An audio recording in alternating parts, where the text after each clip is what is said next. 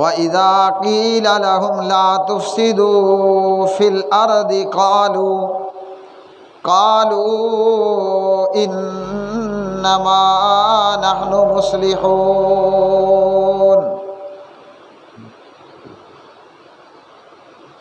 أَلَا إِنَّهُمْ هُمُ الْمُفْسِدُونَ وَلَكِنْ لَا يَشْعُرُونَ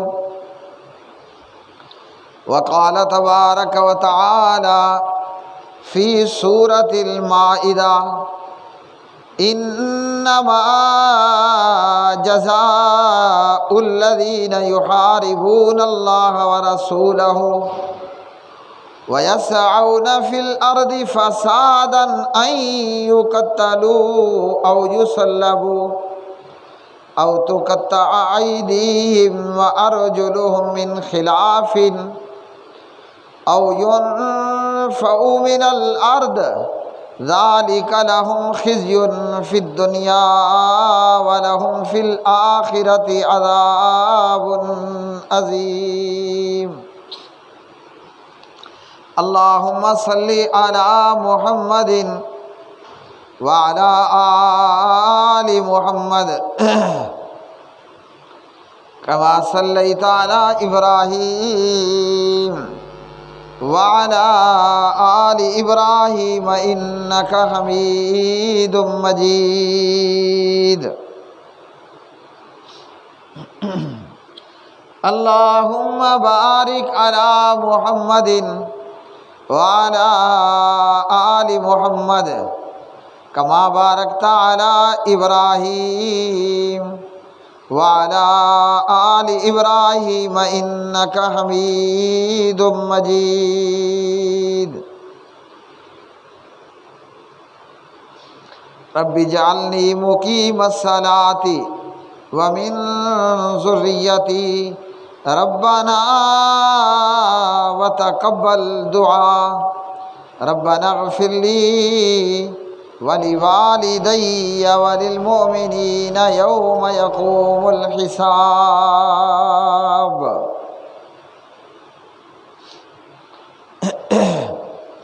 ہر قسم کی حمد و ثنا اللہ مالک العلام ذوالجلال والاکرام کے لیے، بے شمار درود و سلام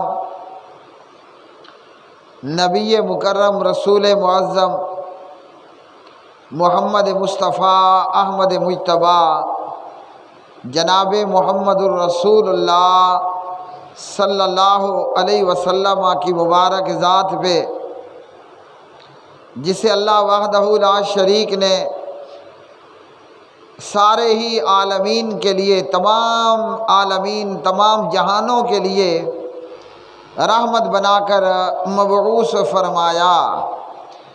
افسوس اور غم کی بات یہ ہے کہ ہم نے جس پیغمبر کا کلمہ پڑھا، جس کی رسالت و عبدیت پر ایمان لائے، اللہ وحدہ لا شریک نے اسے سب کے لیے رحمت بنا کر مبعوث فرمایا۔ قرآن مجید فرماتا ہے وَمَا أَرْسَلْنَاكَ إِلَّا رَحْمَةً لِّلْعَالَمِينَ۔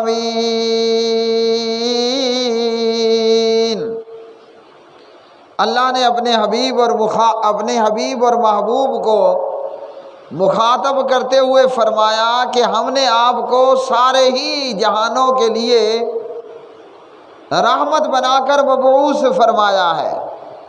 ہمارے پیارے نبی علیہ السلام دشمنوں کے لیے بھی رحمت، دوستوں کے لیے تو ہر دوست رحمت ہوا کرتا ہے، الا یہ کہ بعض دوست وہ بچھو صفت ہوتے ہیں یا وہ سانپ کی صفت رکھتے ہیں۔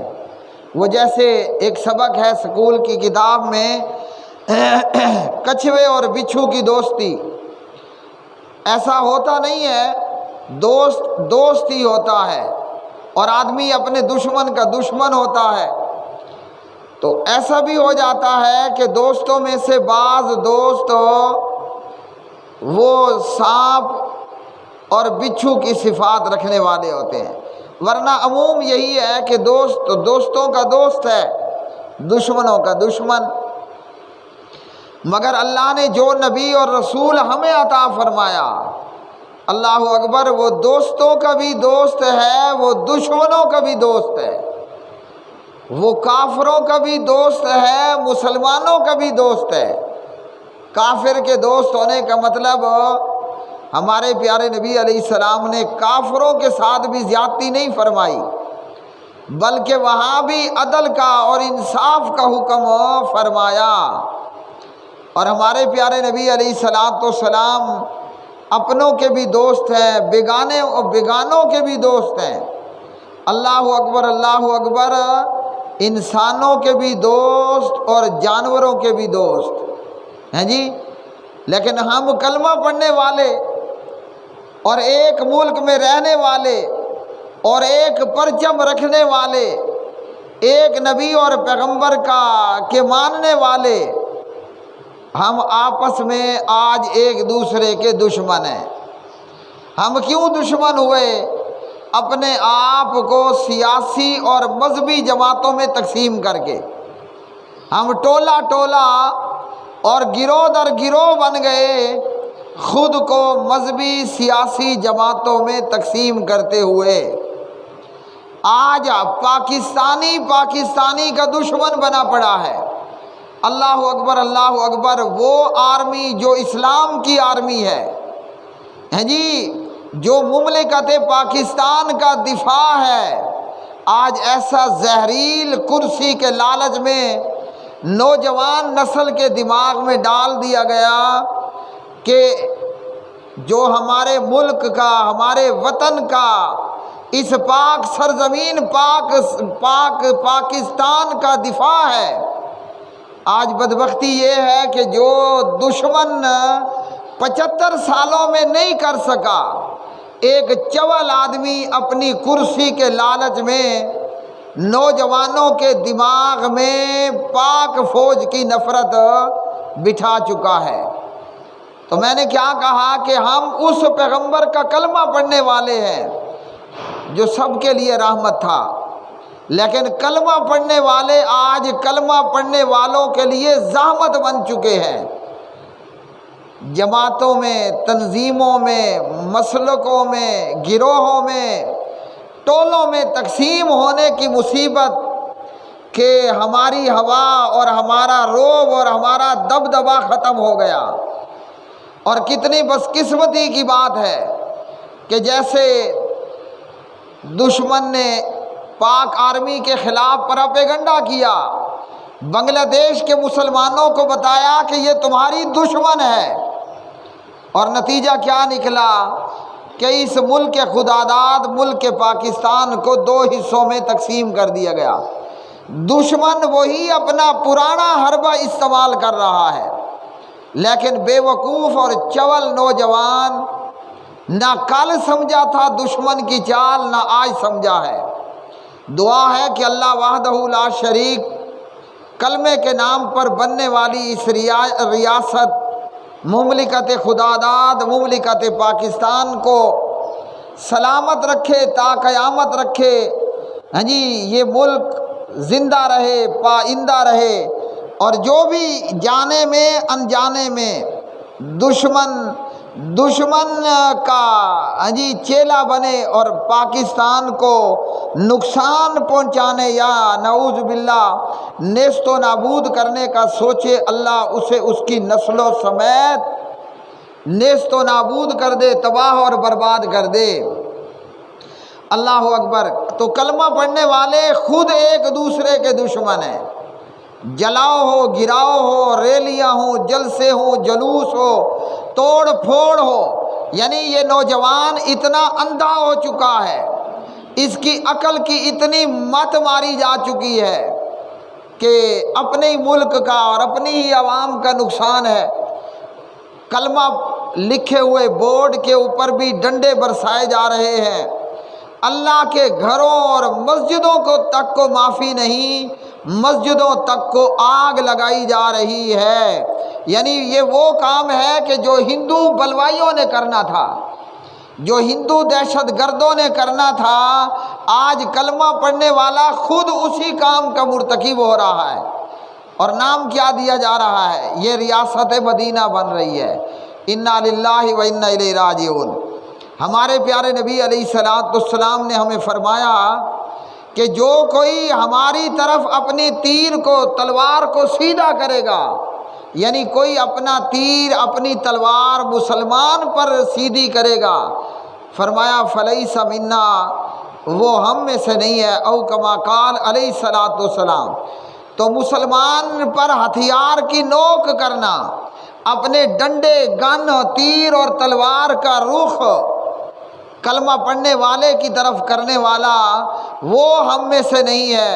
تو جو اپنے ہی مسلمانوں کا نقصان کرے، املاک کو تباہ و برباد کرے، مسجدوں کو جلائے، روڈوں کو بند کرے، قومی اور ملکی اور عوامی جو تنصیبات ہیں اور املاک ہیں انہیں وہ نقصان پہنچائے، وہ کتنا بڑا بدبخت، فسادی اور دہشت گرد ہوگا، لوٹ مار کا بازار گرم کرے۔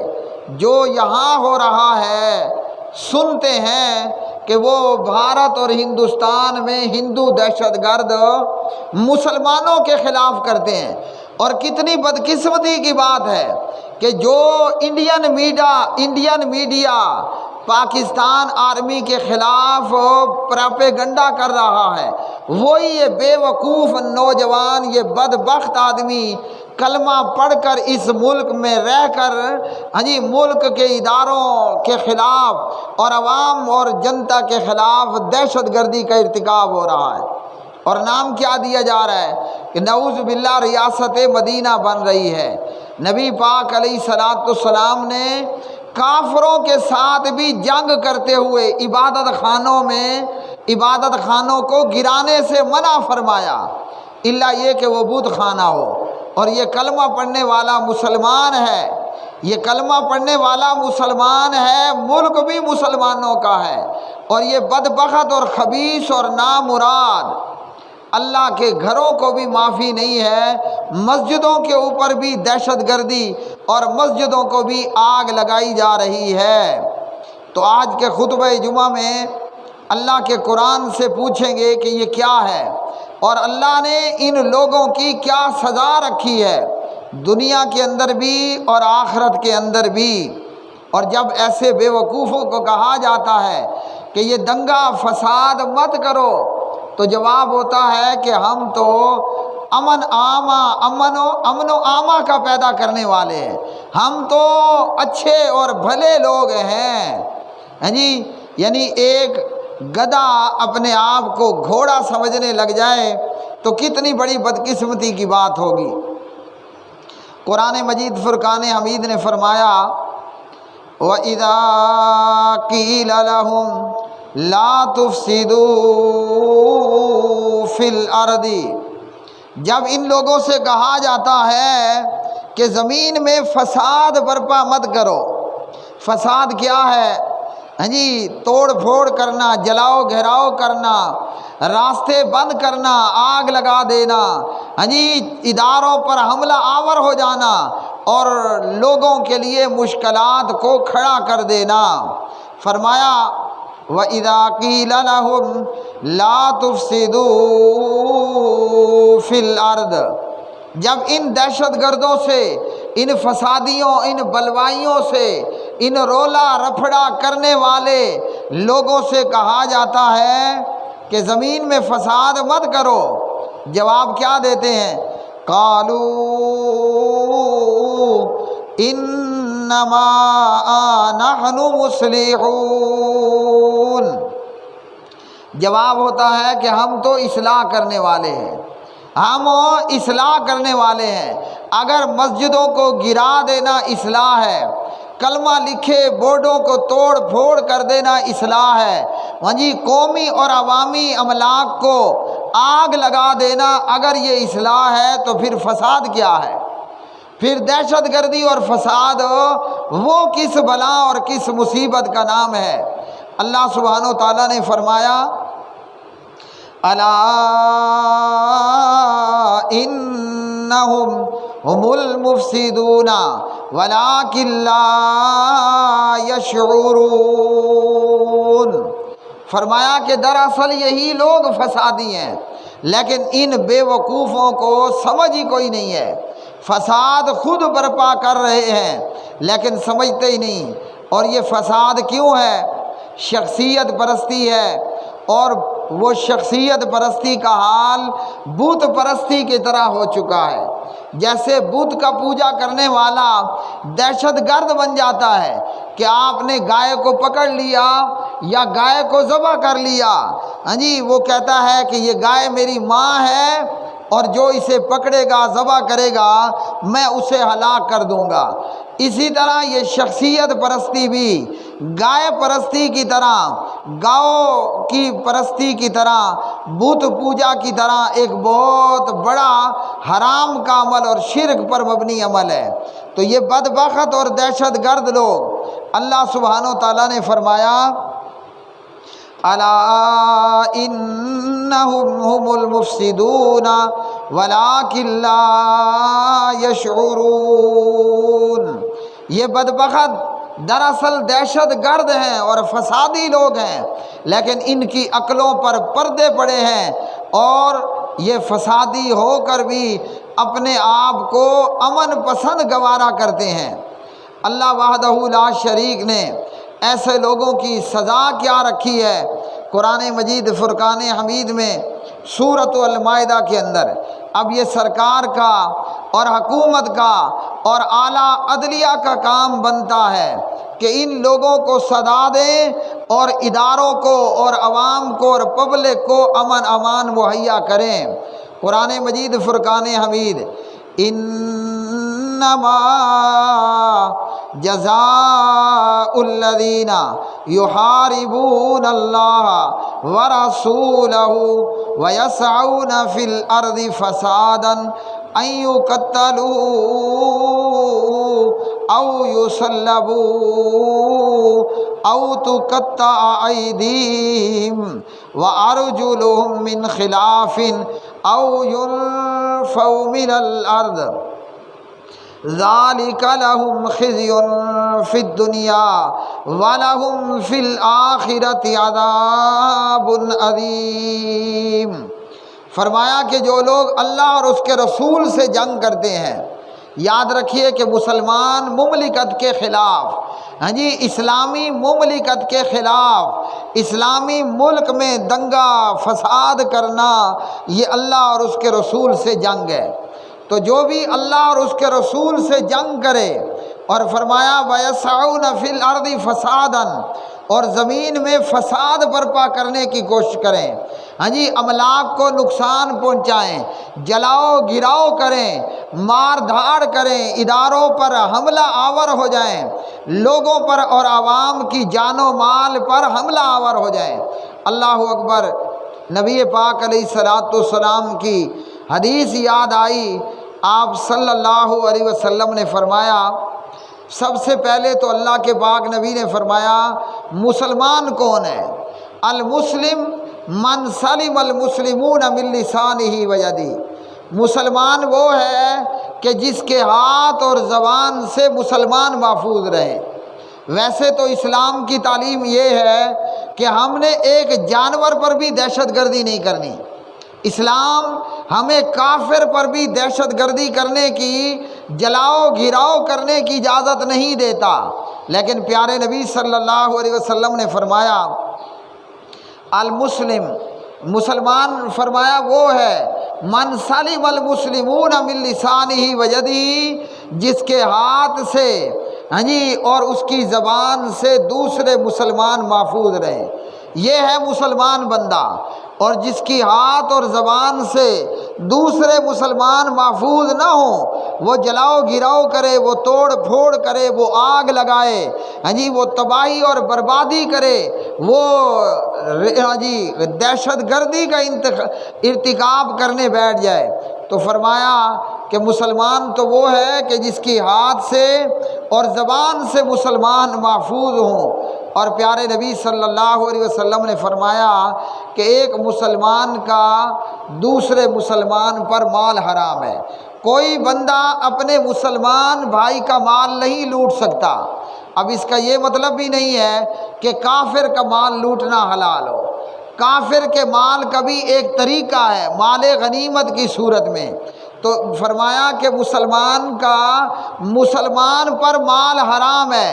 کوئی مسلمان اپنے دوسرے مسلمان بھائی کا مال نہیں لوٹ سکتا، ڈاکہ نہیں مار سکتا، جلاؤ گراؤ اور ہڑتال اور جلوس کے نام پر املاک کو آگ نہیں لگا سکتا۔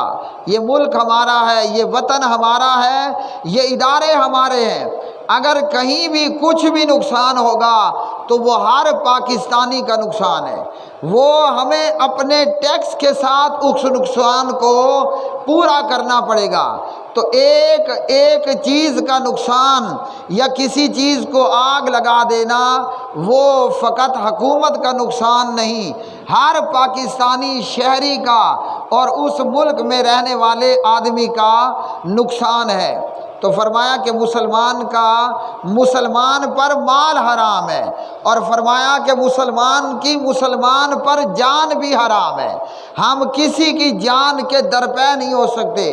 اور فرمایا کہ ایک مسلمان کا دوسرے مسلمان پر عزت و آبرو حرام ہے۔ ہم کسی کی بھی عزت اور آبرو پر حملہ آور نہیں ہو سکتے۔ لیکن جو پیدائشی لٹیرا ہو، جس کی اپنی عزت اور آبرو کھلے میدانوں میں ناچ گانا کرتی ہو، وہ پرائے کی عزت و آبرو کا کیا خیال کرے گا؟ تو پیارے نبی صلی اللہ علیہ وسلم نے یہ فرمایا۔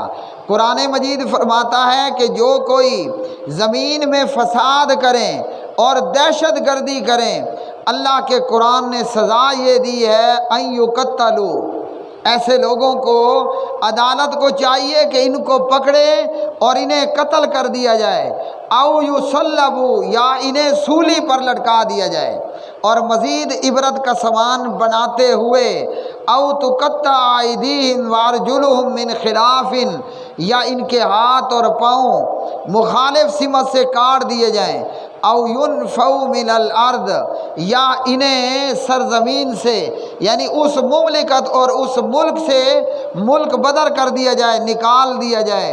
ذالک لہم خزی فی الدنیا، یہ ان دہشت گردوں بلوائیوں کے لیے، ان رولا رفڑا کرنے والوں کے لیے یہ دنیا میں سزا ہے۔ وَلَهُمْ فِي الْآخِرَةِ عَذَابٌ عَظِيمٌ، اور آخرت کے اندر ان کے لیے بہت بڑا عذاب ہے۔ اللہ وحدہ لا شریک سے دعا ہے کہ اللہ سبحانہ و تعالی ہمیں امن امان پیدا کرنے والا اور امن و امان سے رہنے والا بنائے، دہشت گردی اور دہشت گردوں کی دہشت گردی سے محفوظ و مامون فرمائے۔ اللہ ہمارے پیارے وطن پاکستان کی حفاظت فرمائے۔ اللہ کرے کہ یہ پاک وطن سلامت رہے تا قیامت رہے، اور جو کوئی بھی جہاں بھی اس وطن کے ساتھ دشمنی اور دہشت گردی کا ارتکاب کرے، لوگوں کی، عوام کی یا حکومت کی املاک کو یا اداروں پر حملہ آور ہو، اللہ کرے کہ اللہ اسے اس کی نسلوں سمیت نیست و نابود فرمائے۔ اقول قولی ھذا استغفر اللہ لی ولکم ولسائر المسلمین۔